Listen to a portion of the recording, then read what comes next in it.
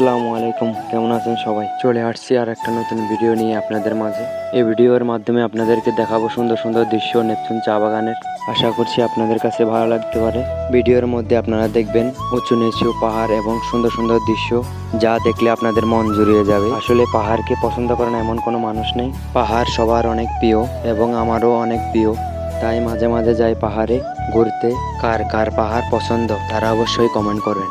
তো আপনারা ভিডিওটি দেখতে থাকুন। আমি বিদায় নিচ্ছি আপনাদের মাঝ থেকে। সবাই ভালো থাকবেন। আসসালামু আলাইকুম।